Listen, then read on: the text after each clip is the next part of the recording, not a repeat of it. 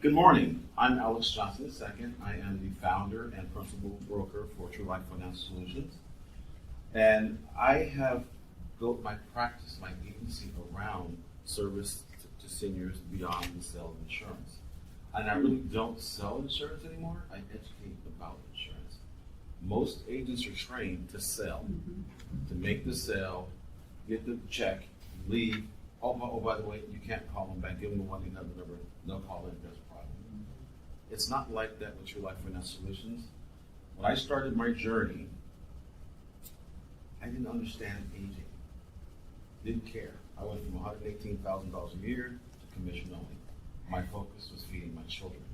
So I sold a lot of insurance, but I left a lot of homes really uncomfortable, knowing that wasn't the best thing for that person sitting in that chair. And so I did that for 4 or 5 years and worked with several insurance companies as a captive agent, meaning I worked for that company, so I followed their rules.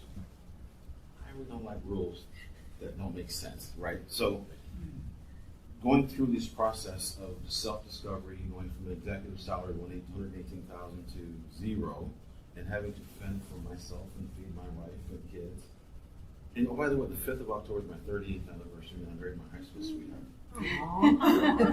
And so I told her, and like what I tell my clients, when you're with me, I'm old wolf, we're going to be together for life. I really do appreciate my seniors, and so I'm going to tell you about my demographic. I chose the demographic of seniors because I'm seniors with all due respect, because they were being mistreated, and I had started out that way. I did not like leaving a home knowing that person could not afford, or it wasn't the proper coverage, or it wasn't the right time for them. And so over the years, I've built this. I'm a list person. I have a list for every day of my life. I bring it forward. The things I don't accomplish, I move to the next day. And so I'm a list person. And so I started making a list of the things I would change if I had my own company. And that list got to the point where it was like 17 pages of stuff. And my wife found my notebook and she goes, "What are you doing here?" I said, "Well, I have my degree in business." And I said, "Well, undergrad in business." And I said, "I want to start my own company." And so I was blessed with my very first client in Oregon as I became a Medicare specialist in Medicare down in Brooklyn, Oregon. Retired Navy lieutenant. She had a degree in marketing, and she started her own firm. She's made a lot of money doing that. She decided to retire and move to Oregon with her husband. And he was an Army guy, which blew me away. No. But they were a lovely couple. And so she was my very first client. You know, she told me, "Slow down. You're talking too fast. If you want my time and my money, you need to talk to me. Talk to me." And because of that, because insurance agents watch their clock. If you ever notice an insurance agent in a coffee shop, he's doing like this. Do you know why? The next appointment. How much time do I have to get in my car and get to my next appointment? So working with Diane and her family and her husband and her parents were still alive, I developed best practices. And then I decided, I called her and said, "Diane, I'm going to start my own company." She says, "Okay, I'm going to give you 3 weeks to write your business plan, the framework of it. And you come and see me." And she's playing now because she has a person that's going to do a focus group. She put together the whole thing. This is my origin story. And I got down there to Brookings and didn't know what to expect. There was 50 clients of mine plus her, and there's 5 tables, 10 people at each table. So the first part of the morning, she said, "Let's reconnect, talk to your clients, talk to us here, we're all friends now." The second half, after lunch, I was going to get up and tell how I was going to run my company, what products I was going to sell, and how I was going to behave as their agent and their advisor for insurance. Lo and behold, I was scared to death. And each one of the people in the room were my clients. And it really was frightening to explain to people my vision and mission for my company. And they were very, very, very kind. Some people laughed because I was fidgety and nervous. And sometimes I still do get nervous, but she said, "I'm going to teach you how to have your butterflies flying formation." And so everybody has butterflies, but none of us, very few of us, have mastered how to have flying formation. So I told my story, how I wanted to run my business. I gave some examples, his stories of people I admired in life. One was General Leslie Groves, and most people don't know who he is because I was a professional project manager. General Leslie Groves built the Pentagon using resources from all 50 states and people from all 50 states. We got it done under budget and ahead of schedule. So Pentagon was one of the names the table came up with. The next one was Command because he was a general and I was in the military. One was Paragon, and I don't know why that one came up. And one was True Life. So the 5 business names we sent out to 100 other clients around the country. At that time, 10 states. 3 weeks later, I had 87 cards that had True Life as the name of my business. And with that, I formed a client advisory group. These people tell me the truth. No filter. They tell me the truth. And I love that. I love that I can call somebody that's 87 years old and say, George, I'm thinking about doing this. Give me a couple days. Call me back. That's stupid. I'm sending you a paper. Why? So I engage my clients in the running of my business. I believe that seniors in this country have been poorly treated. And one of the reasons why is because people think seniors are not useful. And it's very disappointing. I have thousands of clients that will demonstrate that they are useful, productive, and wonderfully motivated people to be engaged in the community. And so I'm going to tell you about the intersection. So the piece of paper that I gave you, and I do this with love, and the intersection of need I learned from a senior. She had just gotten a PhD in org design or development, and she put this up on the board. And in the sales environment, we focus on our needs only. But she taught me how to focus on your needs. And so with my clients, I focused on their needs. If you look at my example, one of the things I put on there, seniors going on Medicare, they want an education. Right? They want to know, what am I getting into? This is the last insurance I'll ever buy. So I need to know it's suitable. I need to know it's affordable. And my discovery interview process, the first thing we do is we discover if we can work together. Right? I want my clients to feel and know that I'm with them. One of the practices I devised, one of the best practices I devised, there's only one clock in my office. No conference rooms, the bathrooms, the only clock is in the reception area. So when you walk into an office or the conference room, there's no clock. That means your time is your time. And when I have a couple, we get past that and they come back for the second interview. They come in my office and I take up my watch and my cell phone and put it in the drawer. The wife never misses it. The husband's like, what are you ranting about? You see what he just did? The wife never misses it. And Diane taught me. If you look at my business card, I'll give it to you before we leave. It has Alexander, my full first name. And Diane said, when an old lady likes you, she's going to ask you, can I call you Alex? That's a true story. 100% of the time. So I built my business on relationships and it also being, on that list you'll see, responsive and accessible. My clients have my home address. My clients have Facebook, social media, all the apparatus and social media sites to get to me. They have my website, and everybody that has my business card has my personal cell phone number, my fax number, so they can get to me anytime they want. And the reason I did my colors, if you look at my business card, I'm sorry I didn't pass those out. My colors are real red, you see yellow, blue, white, and green. In the insurance industry, there's a terrible line that says cradle to grave coverage. Well, I don't like that at all. So that's exactly, we talk about this. In my world, I say winter, spring, summer, fall of life. Oh, yeah, I like that. Right? So it covers everything, but it's not that crass. And I have a quote that I will share with you, and I think I put it in my Facebook post, by Josephine Jones, to the world, you may be one person, but to that one person, you may be the world. And so I want my clients and the people I serve to be that, I want to be that person for them and vice versa. So when they're with me, they have my undivided attention. I specialize in Medicare solutions. I specialize in advising my folks how to use Medicare and keep as much of their own money in their pocket as they possibly can. And I do that because their agents that they worked with before didn't know anything about Medicare. They just knew they had a sales goal. I train all my agents. You worry about your money the first week of the month, and everything after that is gravy. But don't sell insurance. You educate, establish relationships, and build those bonds with your clients that they know that when they call you, you're going to answer the phone or call them back within a short period of time.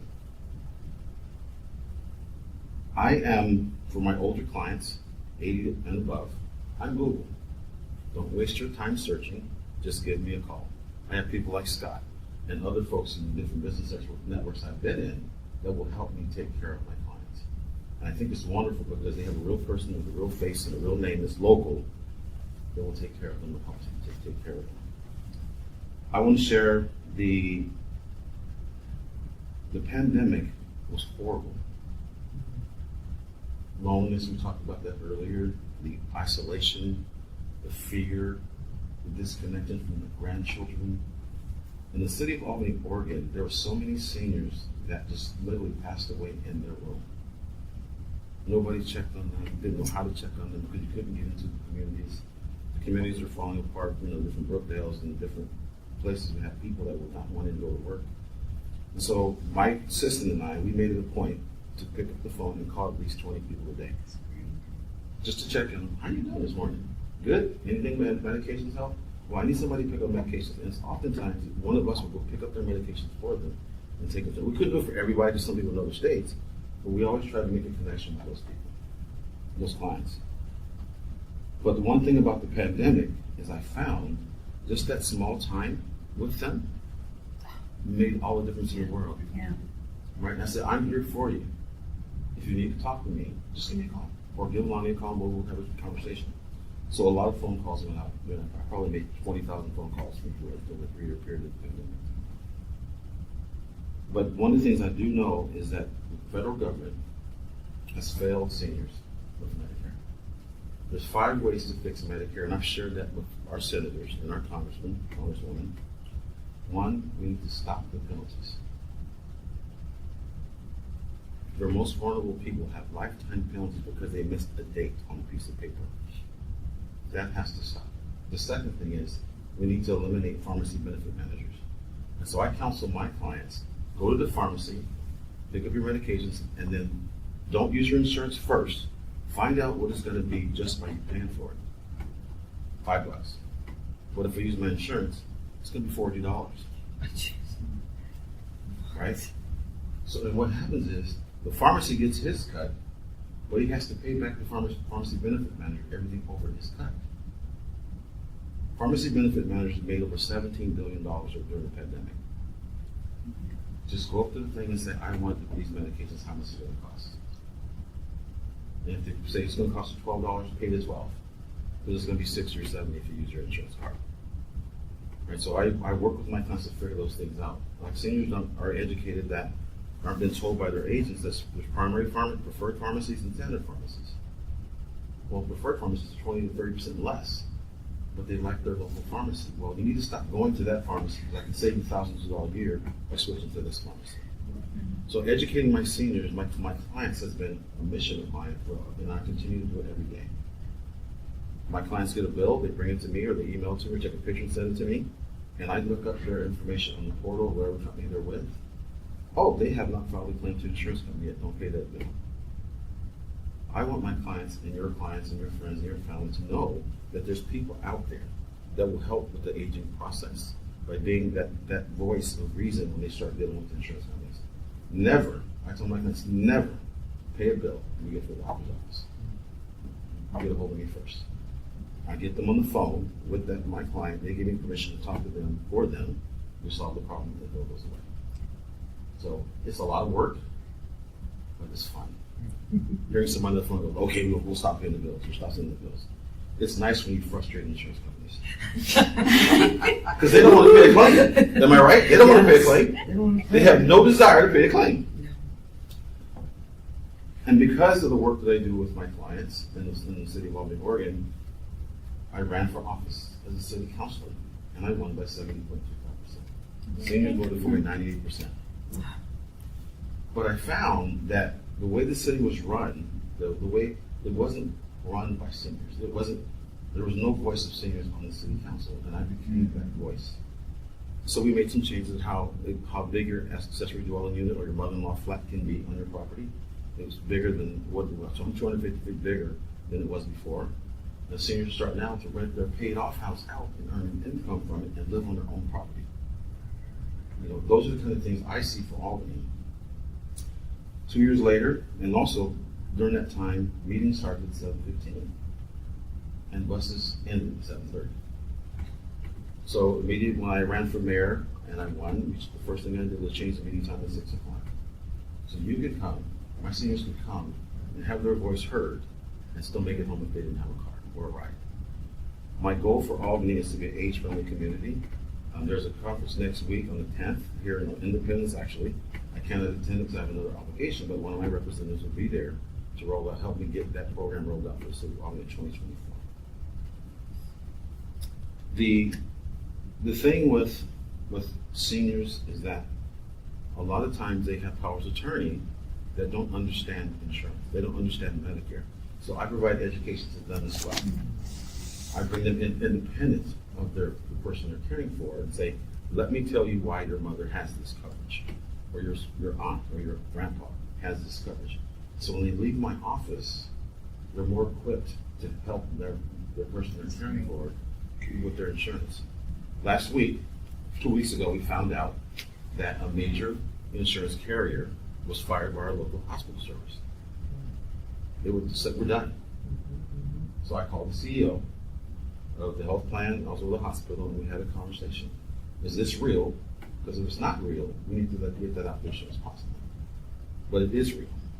And so I went about talking to all the insurance agents that specialize with seniors and educated them on this is what we need to do for our clients. First, call every one of them and say, you have this coverage, this is happening, and this is real.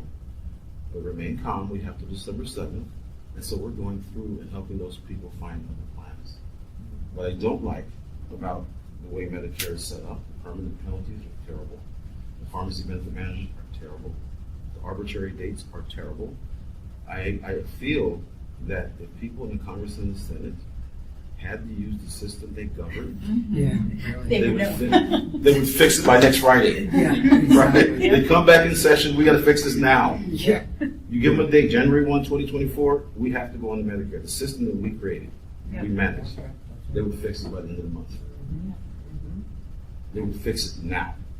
There would be no argument on either side. They'd fix it now. So that's the fifth thing. Aging is hard.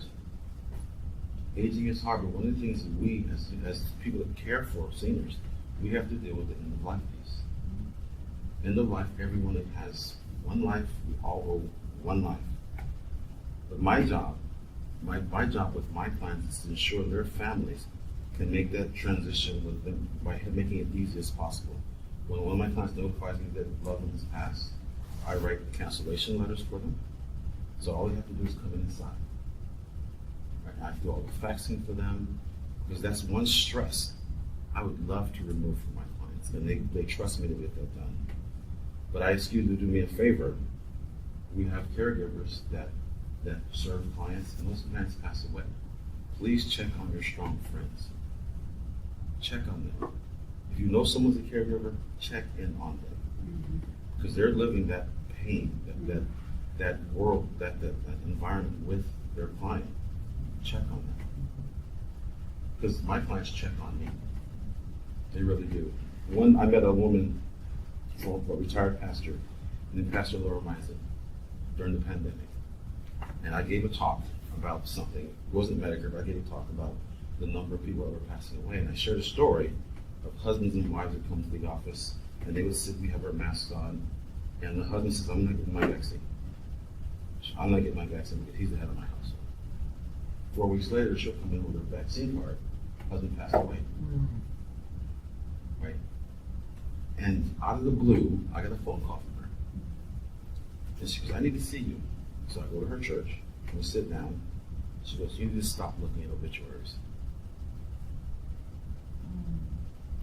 2021 was the worst year of my insurance life.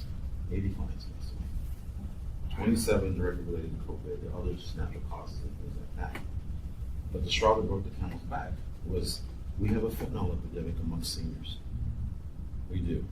I've had 3 clients overdose and die from fentanyl overdose because they couldn't afford their medication, so they got pills from somebody else. Right? The last straw was my goddaughter passed away in November 21. She was dropped off in a hospital, unresponsive. She didn't survive. 2 days later, one of my Medicare clients did the same exact thing. She couldn't afford her medications. So she got some medications from a friend of hers, a friend of his, and now she's no longer with us. So we have to check on our people. Check on your caregivers. Check on your police officers. Check on people in your world that assist other people. Check on your strong friends. So I'm not sure how much time I have left, but I will end with this. We must be better as a community, to our seniors, to our children, to the people around us, our networks of friends. We must be better together than we'll ever get. Thank you.